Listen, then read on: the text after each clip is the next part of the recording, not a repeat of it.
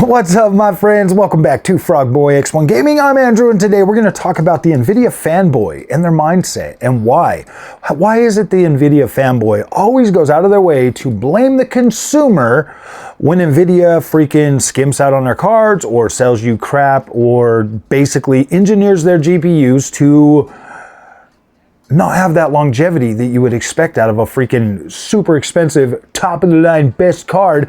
So guys, I was just sitting here and I love my man to death, but gosh, I get so tired of these people talking down to me from their little Nvidia high horse. I don't give a shit if you watched 400 videos to research your Nvidia experience before you bought one. I don't care. Like, I literally don't care. You shouldn't have to watch 400 videos to do research to buy an Nvidia GPU. Nvidia should literally sell you a product that's worth a shit, not one that they engineer to be obsolete after just the first generation. Now, let's go back and let's talk about my 3080 10 gig. Yeah, you're right. I should have done some more. I definitely should have did more research before buying that card. Well, unfortunately, it wasn't even a research thing. It was more of a, this is what I could get at the time. And I listened to all the Nvidia fanboys. That's why I'm in the mess that I'm in, because I listened to them. They all said, yeah, you gotta get Nvidia. AMD is trash. If I would have bought a 6800 XT instead of that 3080 10 gig, I probably would have still been happy. I probably would have still been like, damn, this is great. This thing's doing incredible at 1440p, because that's basically what I bought it for in the first place, was for 1440p. That damn 10 gigabyte GPU. Is that 3080 10 gig worth the crap? Yeah, dude, you know what? Obviously, there's a specific reason for that card to exist. It's almost good enough to play next-gen games, but it definitely does a very good job at last-gen games, because that's all it needed. And yeah, Nvidia is the one that puts us in this situation. Nvidia is the one that sells these gimped cards that barely are good enough or barely have enough to get through one generation, and then they start to fall off. And then people get to pick them up after the fact and be like, oh yeah, then the people are like, oh yeah, this really is just a 4. When you buy an 80 series card, you think it's a 4K card because that's what it's marketed as. And then 2 years later, when it shows its true face and becomes the 1440p card that it actually is, then the people buying that card secondhand know that, hey man, this is a 1440p card. You kind of can't do research on something that actually does what it's supposed to do for the time that it's new. But then right after it's not new anymore, like 6 months before the new cards come out, you start to see that card decline in its overall power or overall freaking experience. So yeah, you can do research all you want. You can research till you're blue in the face. Nvidia cards are never going to be what they sell for when they first come out. After that generation is over, they will be, then they'll be right where they need to be at a 1440p card. I think it's funny, dude. I hate it how these guys talk down to me when it's like, dude, I've bought every single thing that you've bought. I've tested all this stuff myself, playing around with it. Obviously, the AMD does a better job for me. Okay, like, you should be happy for me. And no, I'm not gonna stop promoting AMD on my channel just so that it doesn't hurt your Nvidia feelings because somebody likes AMD better than they like Nvidia. There's multiple reasons why I don't like Nvidia. There's reasons on AMD that I'm like, oh gosh, I wish this was a little better, but it's not a deal breaker like some of that Nvidia stuff is for me. You know what I mean? Like, AMD suits me well right now. Do I like AMD? Absolutely. Am I going to promote AMD? Why wouldn't I? Why wouldn't I? You really think that Nvidia is so much better than AMD that it really, yeah, no, get out of here with that nonsense. Get out of here with that busted driver stuff.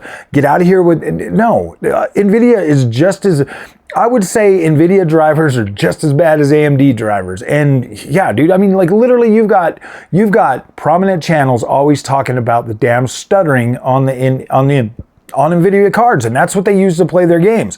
So when you've got everybody complaining about stuttering and VRAM and all the other issues that come with Nvidia, like, dude, come on, wake up, seriously. If you like Nvidia, I'm not trying to I'm really not even trying to dissuade you. I don't care. If you like NVIDIA, that's fine. You know, like if you like NVIDIA, you know that you have to sit there and do the research before buying those products. You have to. That's you. That's a you thing, not a me thing. When I look at AMD cards, I'm like, I literally look at AMD cards and I'm like, okay, that looks like it's going to perform well. That looks like I have faith that AMD GPUs are going to do what they say they're supposed to do. The 7600 XT. That card did great at 1080p and actually was a decent 1440p GPU. 7800 XT, absolutely a freaking great 1440p GPU that did an okay job at some games on 4K. I was actually impressed. And I bought those cards for that. The 4070, oh my gosh. Trying to thread the needle for that card being a 1440p card is definitely a tough ask. Definitely a tough ask. Same with the 4070 Super. That VRAM buffer of 12 gigabytes does kind of blur the line a little bit. Some of them 1440p games can actually get pretty damn heavy to the point where it's like, woo boy, I thought 12 was going to be enough. I guess that texture compression just isn't working on the NVIDIA GPUs that well yet. So, and then the 4080 Super, that card is such a joke, it's not even funny. 16 gigs of VRAM for a 4080 that has a 256-bit bus. That card is literally designed as a 1440p card, and anybody that bought that card is going to find out very quickly exactly what that card is. Yeah, so you can flip on DLSS and you can play games at 4K. Okay, there's definitely some older games that I was able to play at 4K without DLSS, but yeah, dude, like you literally need DLSS to play every single game at 4K. Every single one of them almost. And I'm like, damn, dude, that is crazy. That is crazy. And when I would play them on the 7900 XTX versus the 4080 Super, I just noticed that like, wow, this doesn't stutter as much on the freaking AMD card. This actually is a lot smoother. And then when you turn on ray tracing, guys, man, that thing is so hit or miss. It's like, wow, sometimes it feels great. Sometimes it feels buggy. Sometimes it feels just inconsistent. So do whatever you got to do. Go spread your NVIDIA love somewhere else. I don't really care about NVIDIA that much. I really just don't. Like I've bought multiple NVIDIA GPUs, multiple AMD GPUs, and I've always found solace with AMD, whereas I always seem to find these issues with NVIDIA. And I know they're out there because everybody talks about them. They have most of the market share, and so you hear about the problems a lot more. I do hear every now and then of somebody. Actually, you know what? Let me be completely honest. I was recording videos for the last couple of days since I redid Windows or whatever. And I noticed this problem. Like my recordings kind of felt like kind of stoppy and starty and stuff. Well, I turned off Smart Access Memory, and then I turned it back on, and oh my gosh, it went away.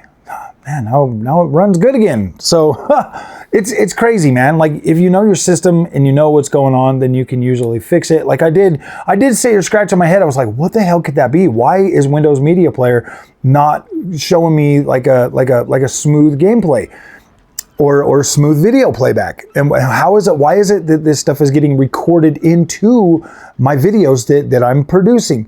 So I pulled down a couple of videos last night. I reworked the whole Alan Wake 2 one. I decided to throw the Dragon Age one back up, but I think I might pull that one down and rework that one as well. But yeah, dude, it was just simple turning off the freaking Smart Access Memory and turning it back on. A simple fix. A simple fix. It just needs to reboot every when you do something major or drastic with your AMD thing. So I mean, like the whole system's been wiped and rebooted and brand new Windows and everything. So yeah, guys, the problems that I find on AMD are so minimal, so minute compared to like the annoying stuff that I was finding on the NVIDIA side. Like I would download the app and then I would lose performance.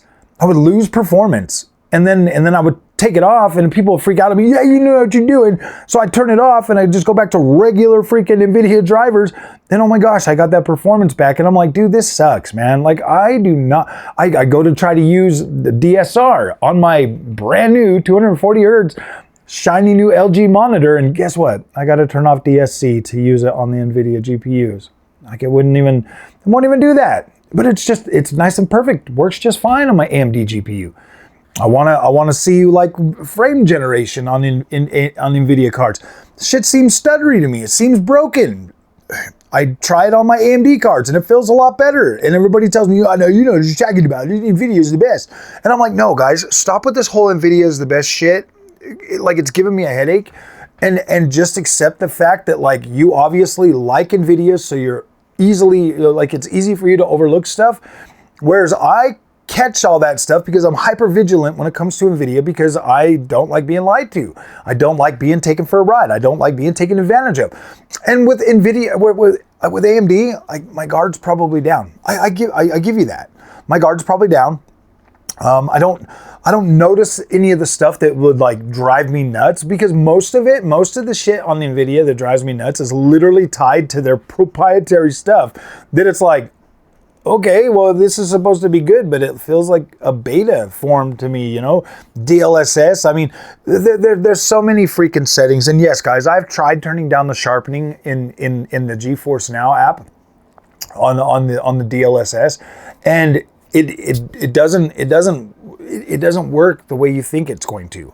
Like the reason why is because I don't think that Nvidia is actually giving me like for like image quality. I just don't. Like I know that like I know. So here's the thing: when you're looking at Nvidia and you look at AMD, you kind of have to like the sharpness and the DLSS and the way it creates the image quality. It makes it look good. Like I'm not saying that it's an ugly image quality. Like it looks good, but it just wears off for me way too fast because I'm like, oh, okay, now it doesn't look that good anymore. Whereas with AMD, like you just get this robust. Like it looks robust. The image quality, the textures look better. I like AMD, and you're not going to change my mind. No matter how much you pound your feet and yell at me in all caps and get mad at me, dude, I'm not going to change my mind. Like I'm not going to be like, okay, yeah, you're right. Nvidia is the best all of a sudden. I don't care, dude. I don't care about this whole like brand loyalty shit, dude. I like AMD. AMD gives me really good color science that I really love, and I like it. I appreciate it.